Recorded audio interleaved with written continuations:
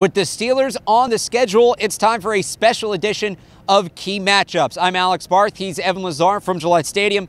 This is the Foxboro Report. It is brought to you by 1 in 100. If you're looking for a cheap way to get into a Patriots game, a Celtics game, or other events, check out 1 in 100. They can hook you up with your tickets for the price of a pizza or an ice cold beer.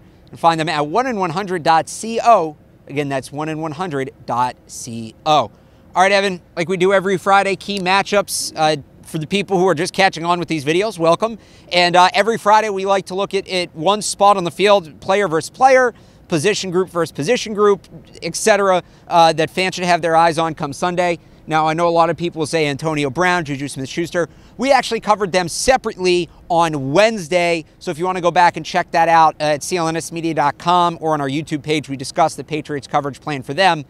But knowing all that out of the way, Evan, where are your eyes going to be on Sunday? Well, my eyes are when the Patriots have the ball, because I think they're going to have to score in this game to win it. Absolutely. You know, into the 30s. The Patriots have the ball. We know the secondary of the Pittsburgh Steelers is weak, to say the least. That's been kind. We know that Tom Brady kind of has a beat on the type of coverages that they run as well, yes. and has a lot of success with that. The only thing that I can see wrecking this game for the Patriots is the Steelers' pass rush getting to Tom Brady.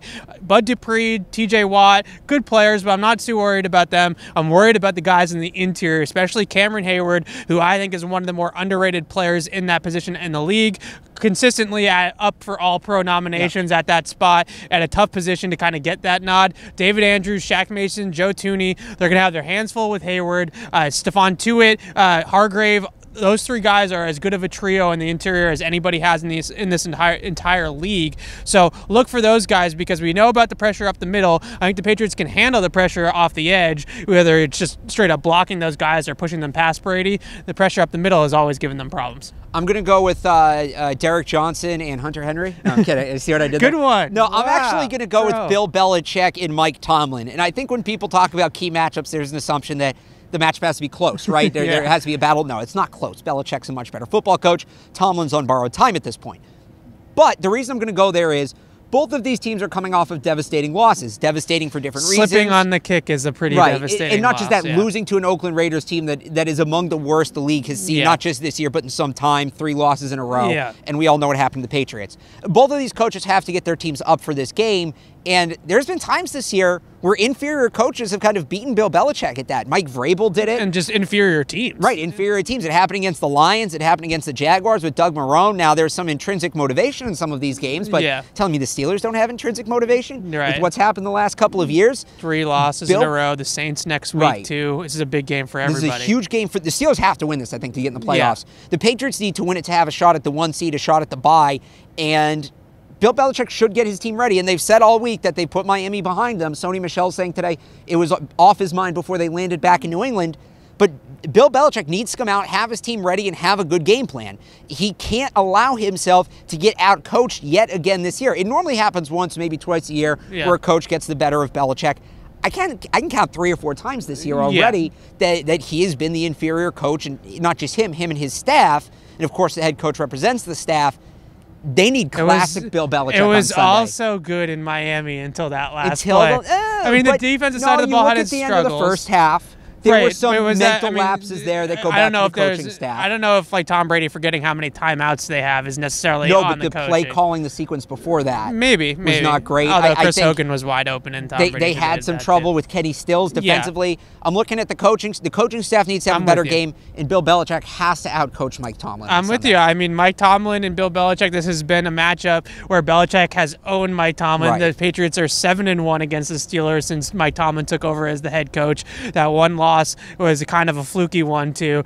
I think that this is one of those matchups that the coaching and the scheming, whether it's a close game or not, you can tell that the Patriots have always had one up on the Steelers. And I think you talk about how much the coaching matters. I think we're going to be talking about after the game on Sunday. If the Patriots win, I think this is a game where we really praise Bill Belichick for the job he did. And if they lose, well, we know what it's like around here. As good as the Patriots' coaching job was against Minnesota on the defensive side of the ball, it was that bad against Miami. So, I mean, it's kind of they've been an up-and-down team. They've been a Jekyll and Hyde defense. So can I throw one more in there? I know we only do 2, and I didn't even plan on this. I'm doing this out of the blue, but I just thought of this. You're dropping Stephen A. jokes. You're going off script. What's going on?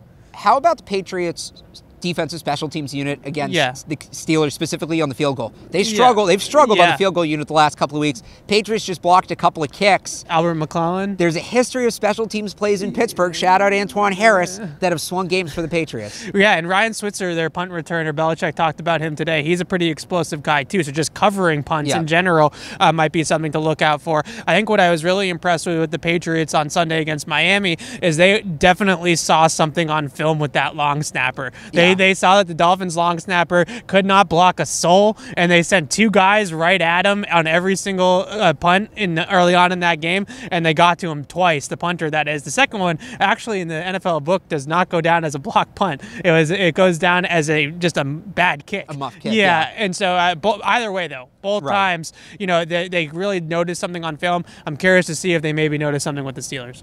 Let us know if we missed a matchup that you're going to have your eye on. You can put it in the comments below or get at us on Twitter at PatriotsCLNS. Of course, we'll have you covered from Pittsburgh at CLNSmedia.com. This has been the Foxboro Report, brought to you by 1 in 100. For cheap tickets to Patriots games, Celtics games, and more, check them out at 1in100.co. Reporting from Gillette Stadium, he's Evan Lazar. I'm Alex Barth. Thanks for watching.